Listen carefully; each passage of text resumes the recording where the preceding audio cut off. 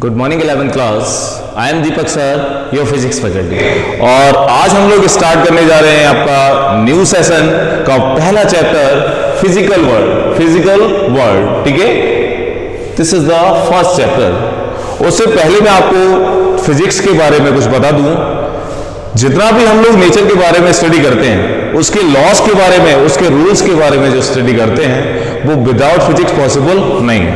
Without physics possible नहीं है। Climate का चेंज होना, एटमॉस्फेयर का बदल देना, ये सारी चीजें फिजिक्स पे डिपेंड करती हैं, फिजिक्स पर डिपेंड करती हैं। आपने देखा होगा कि इंस्टेंटली हम लोग देखते हैं कभी बादल हो जाते हैं, थोड़ी देर बाद देख रहे हैं धूप निकल आती है, कुछ देर बाद देखते हैं कि कहीं बरसात हो रही है, कहीं बरसात नहीं हो रही है। ठीक है, इसका एनालाइज कैसे कर सकते हैं? तो बिना फिजिक्स के ये चीज पॉसिबल नहीं है। ठीक है, तो किसी भी चीज के बारे में हमें अगर स्टडी करना है नेचर की, तो हमें फिजिक्स के बारे में पता होना चाहिए। क्लियर? तो फिजिक्स आप लोगों के लिए नई नहीं है, शुरुआत से पढ़ते आ रहे हो, लेकिन तब इसका नाम था साइंस। तो से तब साइंस का पार्ट था, लेकिन 11th में ये सेपरेट हो जाता है। पार्ट तो अभी भी साइंस का है, लेकिन ये सेपरेट हो जाता है। फिजिक्स अलग, केमिस्ट्री अलग, बायो अलग, तीनों को आप अलग अलग पार्ट में पढ़ने वाले हैं। क्लियर? तो बेसिकली फिजिक्स को आपने 9th क्लास में as a motion, force and work study किया हुआ है। क्लियर? इसके कुछ पार्ट्स थे 9th क्लास में। मोशन, नेक्स्ट था force, that is Newton's law,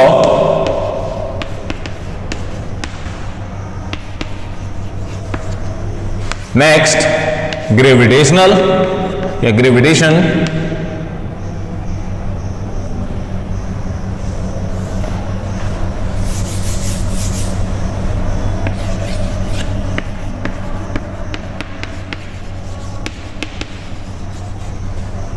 next sound, और इससे पहले हम लोगों ने पढ़ा था वर्क, एनर्जी एंड पावर। ठीक है, साउंड शायद लास्ट चैप्टर था, उससे पहले वर्क, एनर्जी एंड पावर। तो ये जो चैप्टर्स हैं वो सारे के सारे चैप्टर आप लोगों ने 9th क्लास में पढ़ रखे। एंड द 10th क्लास आप लोगों ने light,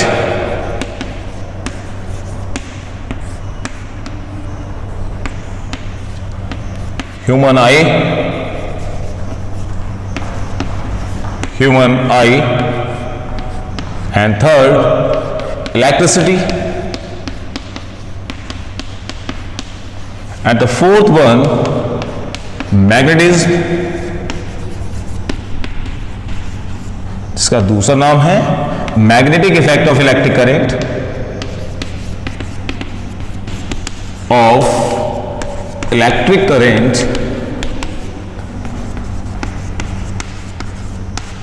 and the last one source of energy.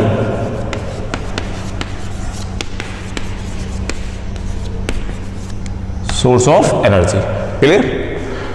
ये चैप्टर्स आप लोग ऑलरेडी 9th क्लास और 10th क्लास में पढ़ चुके हो, लेकिन ये 10th क्लास के जितने भी चैप्टर हैं, they all are related to the class 12th। They all are related to the class 12th, और 9th के जितने भी चैप्टर हैं, they all are related to class 11th physics.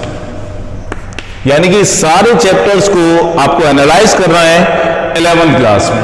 ठीक है, 11th क्लास में सारे चैप्टर्स का बेसिक आपको बहुत काम आने वाला है। किस तरीके से इसके बेसिक्स को हम लोग यूज करके इसका अपग्रेडेड लेवल हम लोग पढ़ने वाले हैं। क्लियर? सारी चीजें वही यूज होने वाली है जो आप लोगों ने 9th क्लास में पढ़ी हुई है। ठीक है, दैट इज ओके और ये 10th क्लास के जितने भी आपको चैप्टर्स दिखाई दे रहे हैं, they all are related to class 12, यानी कि ये सारे चीजों का चैप्टर्स का जो बेसिक है वो आपको क्लास 12th क्लास में यूज होने वाला है। ठीक है, तो हम लोग स्टार्ट करते हैं अपनी क्लास 11th का पहला chapter physical world. Physical world को हम लोग दो पार्ट में डिवाइड करते हैं, दो पार्ट में डिवाइड करते हैं, जिसके एक पार्ट में आप लोगों का बिहेव कैसा है, थिंकिंग कैसी है,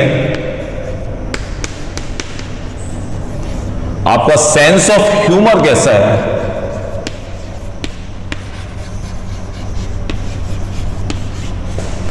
आपका इंटेलिजेंट कैसा है, आपका intelligence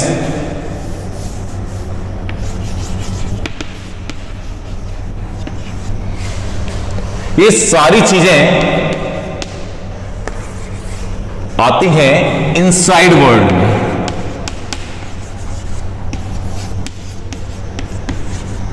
inside world, they all are related to inside world, यानी कि अगर मैं फिजिकल वर्ल्ड के एक पार्ट की बात करूं तो दिस इज इनसाइड वर्ल्ड, उसमें ये सारे पार्ट आते हैं। आप लोगों का बिहेव कैसा है, आप लोगों की थिंकिंग कैसी है, आप लोगों का सेंस ऑफ ह्यूमर कैसा है, आप लोगों का नेचर कैसा है, आप लोगों का इंटेलिजेंस कैसा है, ये सारे के सारे जो टर्म्स हैं वो डिपेंड करते हैं आपके इनसाइड वर्ल्ड पर। ठीक है ना। अगर मैं बात करूं नेक्स्ट, किसी भी चीज को देखना, दैट इज लुकिंग, सुनना, लिसनिंग, टेस्ट करना, ये सारी की सारी जो चीजें हैं वो डिपेंड करती हैं आपके आउटसाइड वर्ल्ड पर।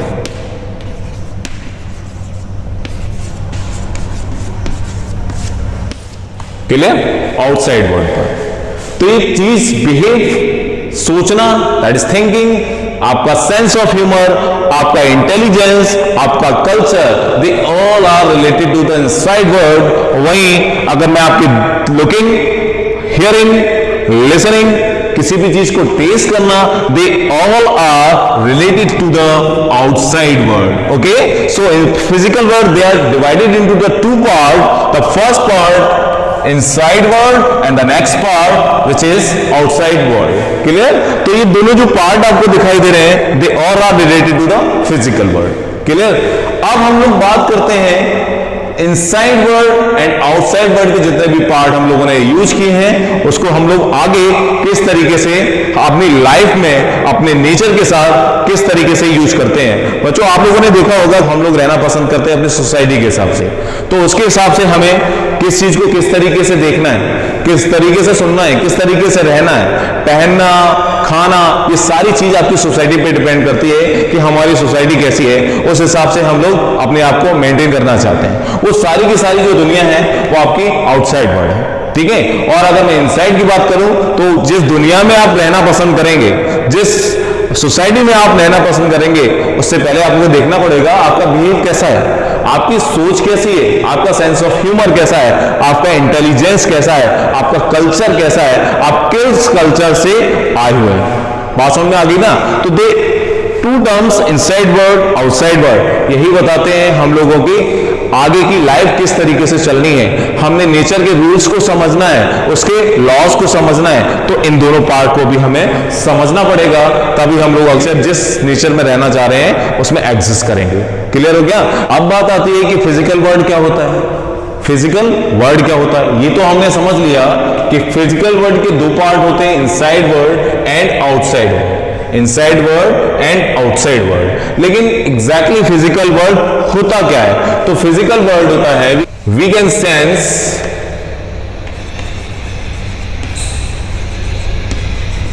Outside world, we can sense outside world is called physical world. We can sense outside world is called physical world, यानी कि ये सारी की सारी जो चीज है वो related to the physical world है। तो जितनी भी हम लोग आउटसाइड वर्ल्ड को जब सेंस कर लेते हैं वही क्या कहलाता है आपका फिजिकल वर्ल्ड कहलाता है, फिजिकल वर्ल्ड। अब फिजिकल वर्ल्ड का ही पार्ट है आपका science. This is the part of physical world. अब आती है what is science, what is science. अब आप लोग 9th में भी पढ़े हो, 10th में भी पढ़े हो, 8th में भी पढ़े हो, प्रीवियस क्लासेस में आप साइंस के बारे में अच्छे से पढ़े हो। तो साइंस करता क्या है, साइंस से हमें मिलता क्या है, ये आप लोगों को बहुत अच्छी तरह पता होगा। तो साइंस हमारी नॉलेज को बढ़ाता है। तो हम लोग इसको क्या बोलते हैं, it is the organised knowledge, it is the organised knowledge. यानी कि अगर मैं साइंस को डिफाइन करूं, so this is organised knowledge.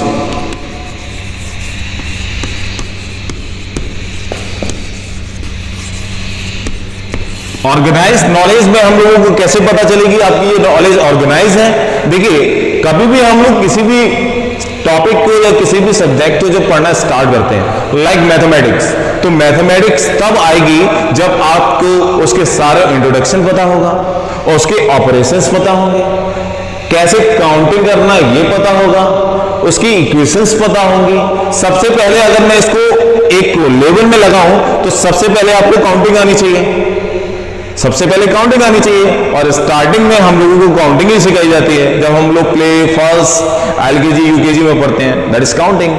After that equations, operations etcetera, ये सारी चीजें एक मैथमेटिक्स को जनरेट करती है। एक मैथमेटिक्स को करना कैसे होता है, ये सारी चीजें आएंगी तो आप मैथमेटिक्स कर पाओगे, वरना नहीं कर पाओगे। तो सबसे पहले मैथमेटिक्स को सीखने का सबसे पहले मोटो क्या होना चाहिए कि हमें काउंटिंग आनी चाहिए। जब आपको काउंटिंग आएंगी उसके बाद हमें ऑपरेशंस आना चाहिए, इन काउंटिंग को कैसे जोड़ना है। ऑपरेशंस अगर आपको आ जाएंगे फिर उसके बाद आपको इक्वेशंस को बनाना आना चाहिए कि इक्वेशन कैसे बनेगी, और उसके बाद आपको बताना चाहिए कि हम लोगों को स्क्वायर कैसे बनाना है, आपको क्यूब कैसे बनाना है, क्यूब रूट कैसे बनाने हैं, उसके बाद आपकी परसेंटेज कैसे निकालनी है। They all are term related to the organised knowledge.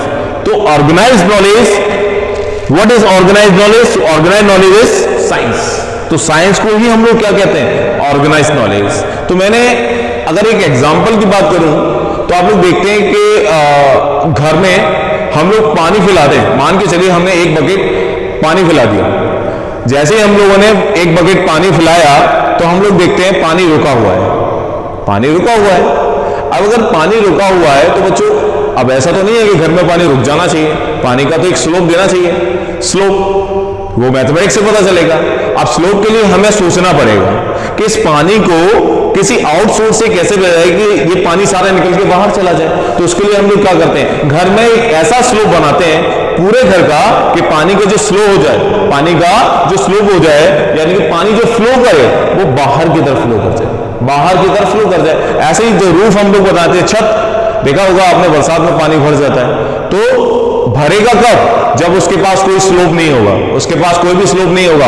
आप अगर फ्लैट सरफेस बनाओगे तो पानी भरेगा, अगर उसको थोड़ा सा हल्का सा स्लोप, स्लोप का मतलब एक एंगल, अगर उस पर थोड़ा सा एंगल से बनाओगे उसको तो पानी एक फ्लो में एक पर्टिकुलर डायरेक्शन में फ्लो करने लगेगा। ये कैसे पता चलेगा, जब आपके पास ऑर्गेनाइज्ड नॉलेज होगी, ऑर्गेनाइज्ड नॉलेज होगी। तो organised knowledge is what, this is the part of science.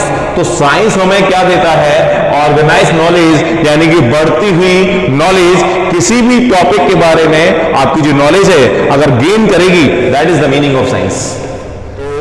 आज हम लोग ये टॉपिक यहीं खत्म करते हैं और इसको this the introduction only, clear.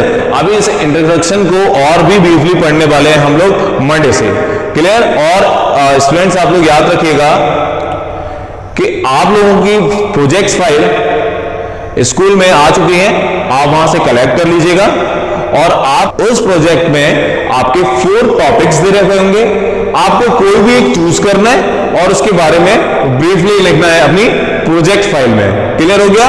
उस टॉपिक को आप कहीं से भी कलेक्ट कर सकते हैं, फर्दर बुक्स से कर सकते हैं, इंटरनेट से कनेक्ट कर, कैसे भी जहां से मर्जी आप कलेक्ट करिएगा और उसको एक वेल मेंटेन तरीके से आप अपनी प्रोजेक्ट में फाइल में, जो आपकी प्रोजेक्ट फाइल मिलेगी एज अ प्रोजेक्ट, आप उसको सबमिट करिएगा। क्लियर? इसी तरीके से केमिस्ट्री का बनाना है, इसी तरीके से बायो का बनाना है। सारे टॉपिक रिलेटेड जितने भी कंसर्न टीचर होंगे वो अपने अपने सब्जेक्ट का प्रोजेक्ट्स आपको डिस्कस करेंगे या आपको सेंड कर देंगे। ठीक है ना? आपसे डिस्कस करेंगे या आपको ग्रुप पर सेंड कर देंगे। उसके बाद भी अगर किसी भी बच्चे को कोई भी परेशानी होती है related to the video, related to the subject, related to anything, ठीक है ना, तो आप सब्जेक्ट टीचर से कंसर्न करिएगा। आपको फिजिक्स में प्रॉब्लम है, कंसर्न करिएगा। देखिए फिजिक्स तभी आएगी जब हम पर डे उसको कंप्लीट करेंगे। जितना टॉपिक हम लोग डिस्कस कर रहे हैं पर डे आप उसको अगर कंप्लीट करेंगे तभी फिजिक्स आने वाली है। ऐसे ही केमिस्ट्री अपना रोल प्ले करती है, उसी तरीके से मैथ्स एंड बायो। तो इसको डेली प्रैक्टिस चाहिए। तो जितना टॉपिक आपसे डिस्कस किया जाए आप उसी दिन उसको खत्म करिएगा। ठीक है? Thank you.